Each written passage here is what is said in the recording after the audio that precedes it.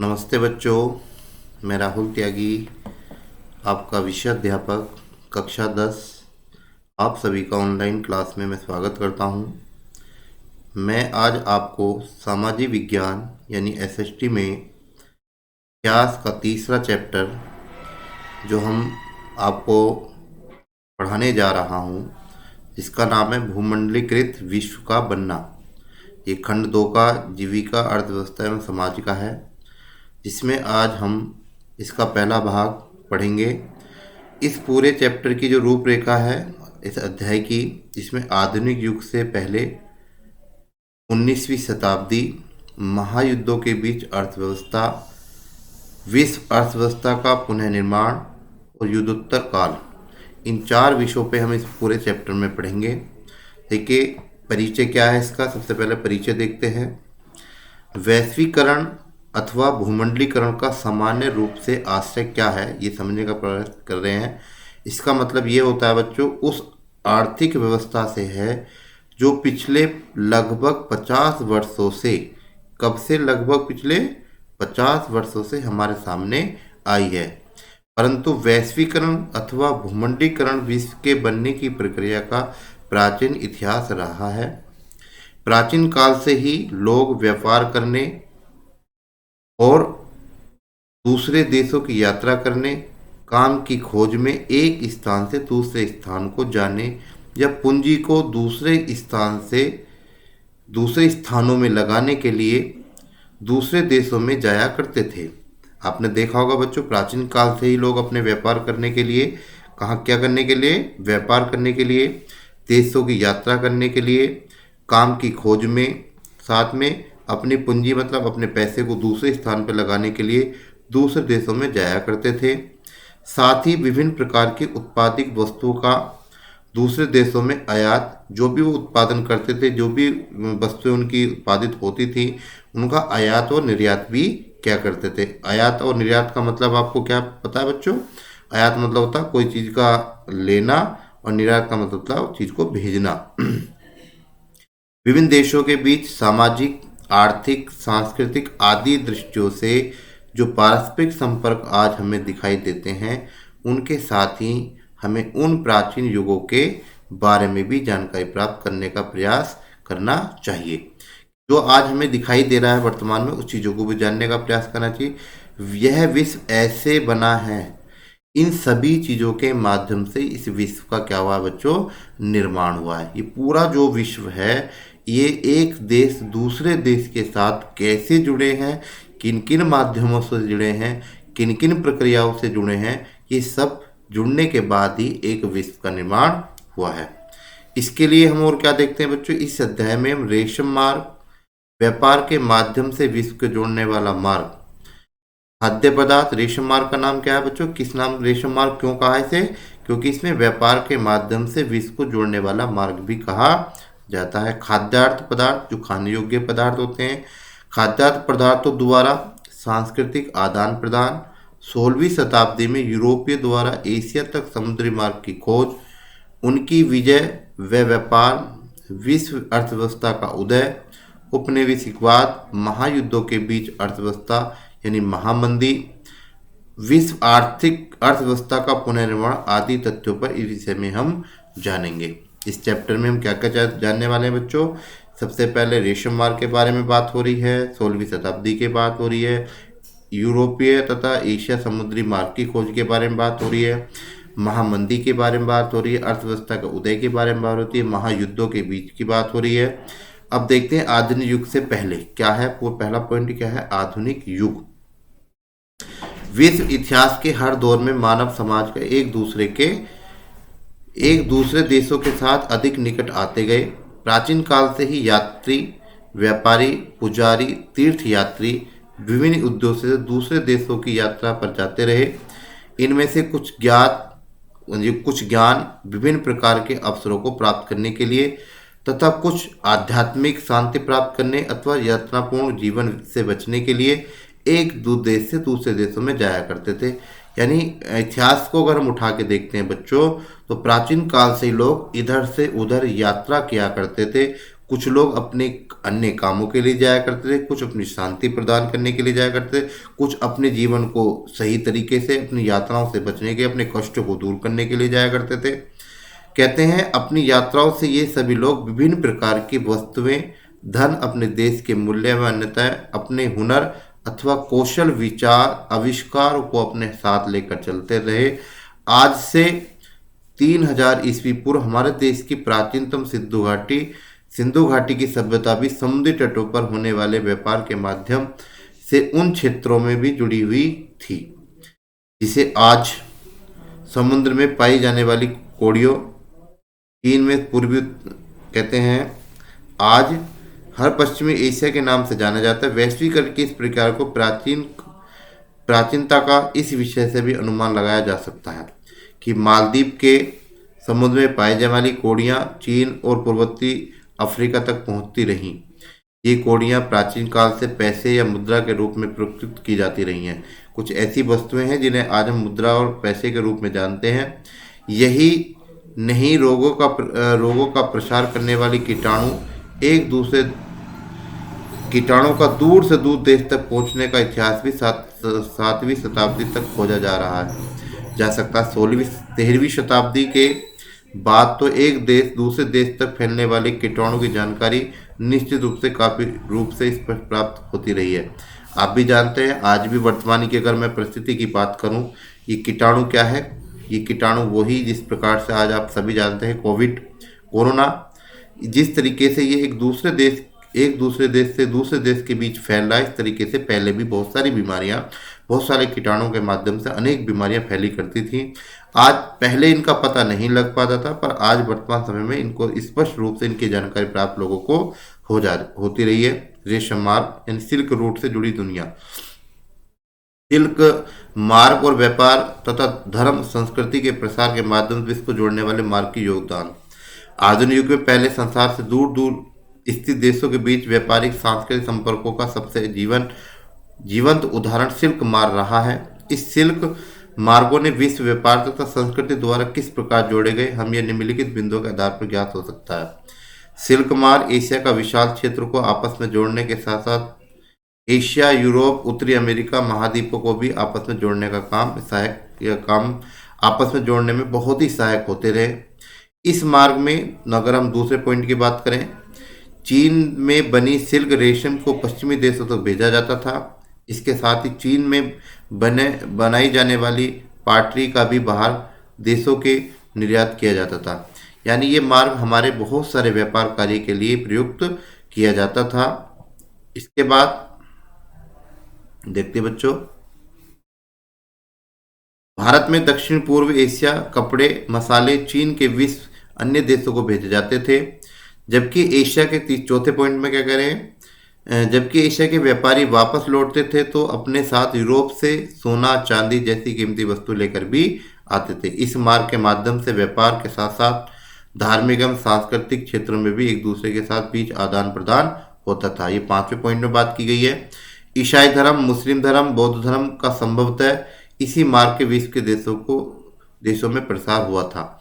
यानी ये जो सिल्क मार्ग है, इसी मार्ग के माध्यम से इतने सारे कार्य किए जाते रहे हैं बच्चों। इसके बाद देखिए और क्या कहा जाता है, भोजन की यात्रा, स्पेति तथा आलू, स्पेति नूडल्स आदि खाद्य पदार्थों का विभिन्न देशों के बीच सांस्कृतिक दृष्टि में योगदान। खाद्य पदार्थ किसी प्रकार विभिन्न देशों के बीच सांस्कृतिक योगदान में सहायक होते हुए इसके लिए अनेक उदाहरण हमारे जीवन में सामने हैं।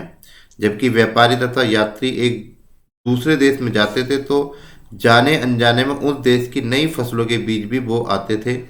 ऐसा संभव है कि जब आज जो भी खाद्य पदार्थ झटपट तैयार हो जाते हैं उनमें भी एक दूसरे देश का साझा योगदान रहा है। इसी प्रकार एक उदाहरण स्पेतित है। आप सभी जानते हैं नूडल्स के बारे में नाम सुनते रहते हो बच्चों।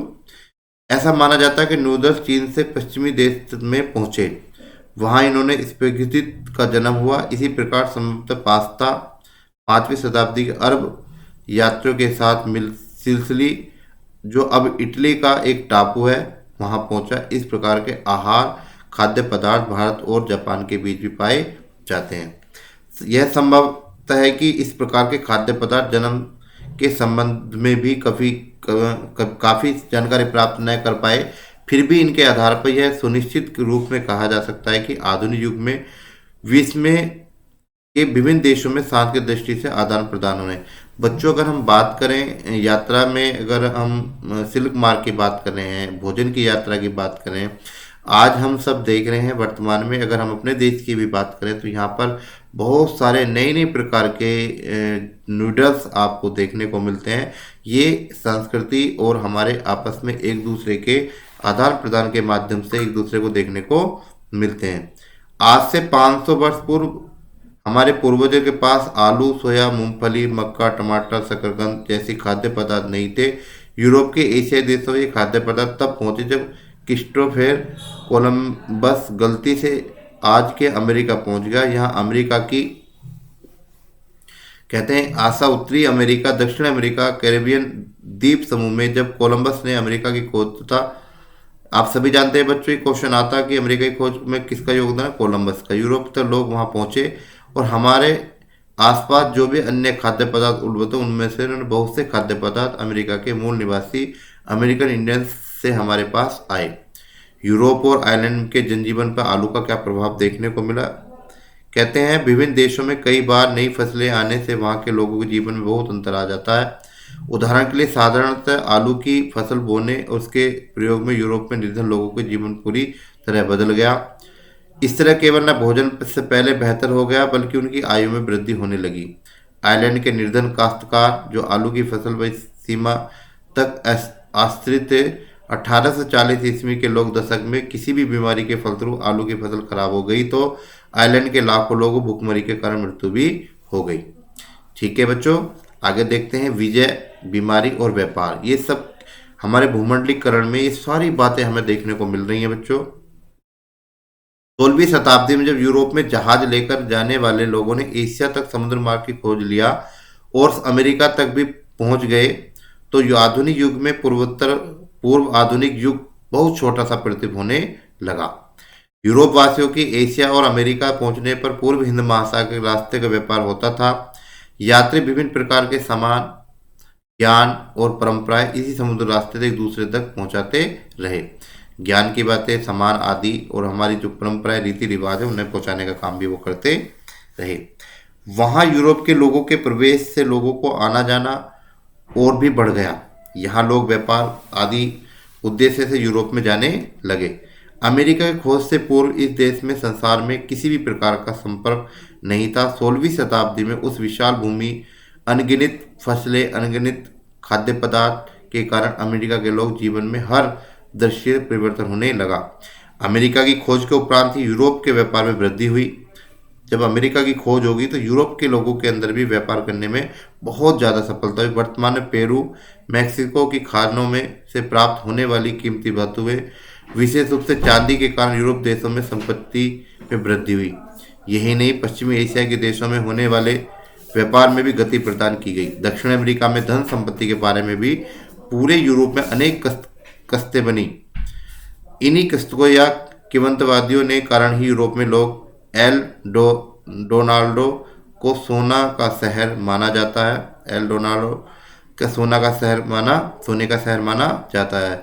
यही नहीं कि खोज में अनेक खोज अभियान भी जारी भी किए गए। आगे बच्चों इसमें क्या कहते हैं, पुर्तगाली और स्पेनिश सेनाओं के विजय अभियान में आगे कहते हैं 16वीं शताब्दी के मध्य जब पुर्तगाली और स्पेनिश सेनाओं के विजय अभियान आरंभ हो गया। अपने इन विजय अभियान से अंतर्गत इन्होंने अमेरिका अपने उपनिवेश बनाना शुरू कर दिया। इन अमेरिकी भूलोगों ने उपनिवेशिक अनेक सेनाओं के साथ आई बीमारियों के कीटाणु वैश्विक प्रसार भी विशेष रूप से सहायक हुए। इसी कारण जानकर हम अगले के तथ्यों पर आधार पर चर्चा करने जा रहे हैं या आधार पर हो सकती है। ठीक है बच्चों, कहते हैं इसमें देखिए इन्होंने लगभग 5-6 बातें कही हैं। वो क्या है, यूरोपीय सेनाएं केवल अपनी सेना शक्ति के आधार पर ही नहीं विजय प्राप्त कर रही थी, यहाँ तक कि स्पेनिश विजेताओं के पास तो अनेक परंपरागत प्रकार की सेना हथियार ही नहीं थे। उनका प्रमुख हथियार चेचक के वे कीटाणु थे जो स्पेनिश सेना के सैनिकों तथा सैन्य अधिकारियों के साथ अमेरिका तक पहुंचे थे। देखिए, यूरोपीय सेना बल्कि अपनी सैन्य शक्ति के आधार पर विजय प्राप्त नहीं कर रही थी। स्पेनिश विजेताओं के पास परंपरागत सैनिक हथियार भी नहीं थे। उनके पास क्या था? चेचक बीमारी जैसे कीटाणु, जिसके माध्यम से वो अपने सैन्य अधिकारियों के साथ अमेरिका तक पहुंच गए थे। अमेरिका के लोग लाखों वर्षों तक संसार में अलग रहे थे, बहुत सारी चीजें वो अलग रहे थे। इसके बाद यही कीटाणु स्पेनिश सेनाओं के साथ, अन्य चेचक कीटाणु के साथ बहुत जल्दी प्रभावित हुए। अमेरिका के अंदर चेचक के कीटाणु बहुत अधिक मार सिद्ध हुए। एक बार संक्रमित होने से उपरांत तो यह बीमारी सारे महाद्वीप पर अत्यंत तीव्र गति से फैल गई।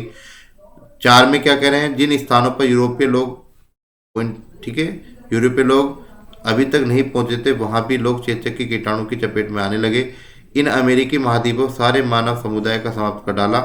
5 में क्या करें? इन परिणामों से ये हुआ कि यूरोपीय घुसपैठियों से अमेरिका के जीत का मार्ग आसान हो गया। बंदूकों को तो खरीदार या छीनकर हमलावरों का विरुद्ध प्रयोग किया जा सकता था, परंतु चेचक जैसी बीमारी का परास्त करने के लिए ऐसा कुछ भी नहीं किया जा सकता था जो दूसरे हमलावरों के पास इस बीमारी को बचने का तरीके भी थे और उनके शरीर में रोग प्रतिरोध क्षमता का विकास भी हो चुका था। इस प्रकार से बच्चों इस चेचक जैसी बीमारी पर रोग प्रतिरोध जैसा जो हमारे शरीर के अंदर इम्यूनिटी पावर होती है उसे बढ़ाने का कार्य किया गया, तब जाकर इस पर कंट्रोल।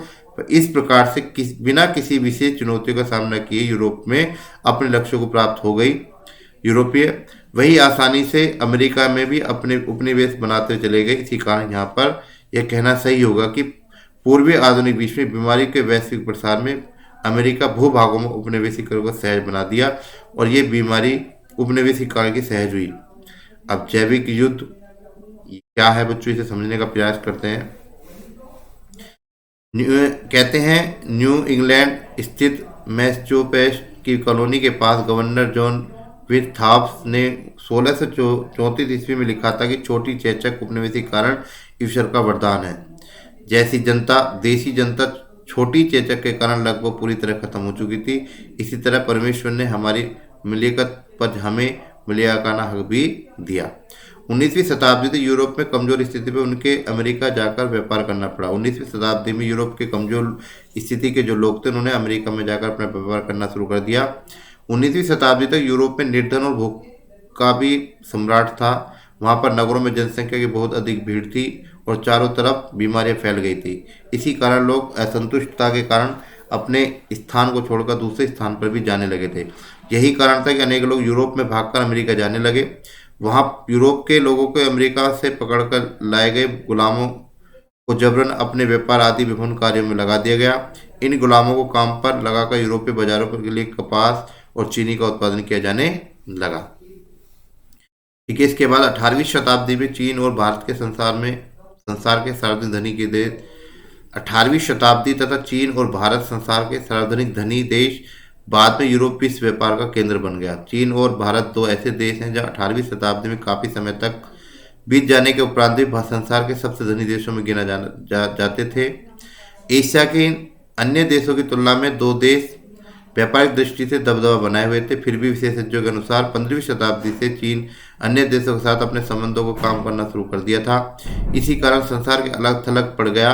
चीन के व्यापारिक दृष्टि से कम होने पर प्रभाव से अमेरिका के बढ़ते हुए महत्व के कारण यूरोप विश्व व्यापार का केंद्र बन गया।